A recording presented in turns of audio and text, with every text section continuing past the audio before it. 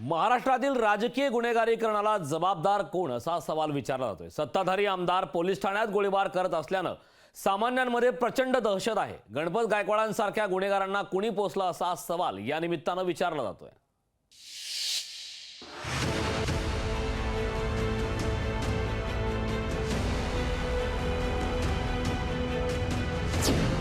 महाराष्ट्राच्या राजकीय गुन्हेगारीकरणाला जबाबदार कोण? गणपत गायकवाडांसारख्या गुन्हेगारांना कोणी पोसलं? बिघडलेल्या कायदा सुव्यवस्थेला कोण सुधारणार? गणपत गायकवाड हे महाराष्ट्राच्या राजकीय गुन्हेगारीकरणाचा चेहरा झालाय। महाराष्ट्राच्या राजकारणाच्या बिहारीकरणाला सत्ताधारी भाजप जबाबदार असल्याचा आरोप होऊ लागला। पवार गटाच्या खासदार सुप्रिया सुळे यांनी या प्रकरणी गृहमंत्री देवेंद्र फडणवीस यांनी राजीनामा द्यावा अशी मागणी केली।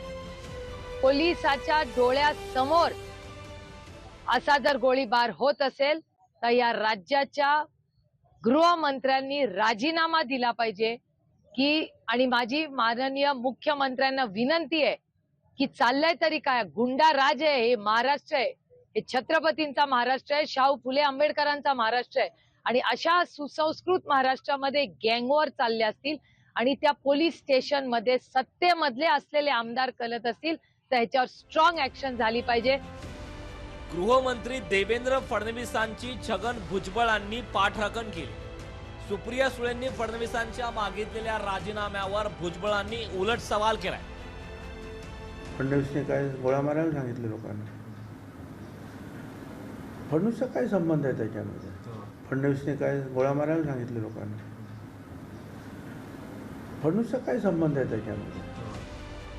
दुसरीकडे भाजपही गणपत गायकवाडांवर कठोर कारवाई करण्याच्या मनस्थितीत दिसत नाही। भाजप प्रदेशाध्यक्ष चंद्रशेखर बावनकुळेंनी फक्त गायकवाडांनी चुकीचं कृत्य केल्याचं सांगितलं, मात्र त्यांच्यावर पक्षातून कारवाईबाबत काहीही बोलण्यास नकार दिला। आमच्या पक्षालाही अपेक्षित नाहीये, आमचे संस्कारी नाहीये, पण गणपत गायकवाड असं म्हणतात आहे की त्यांच्या जीवाचं रक्षण करण्याकडे त्यांनी काही पाऊल उचलले आहेत। कुठं काय त्या ठिकाणी माशी शिंकली आहे हे बघावी लागेल आणि त्यातूनच मला वाटतं पुढे जावं लागेल।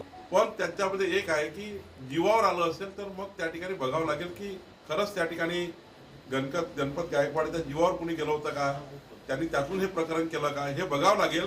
चौकशीचा रिपोर्ट येऊन द्यावा।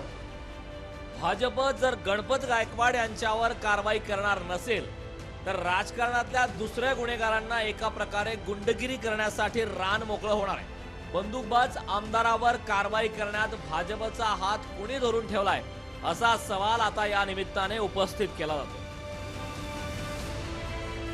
ब्युरो रिपोर्ट, लोकशाही मराठी, ठाणे।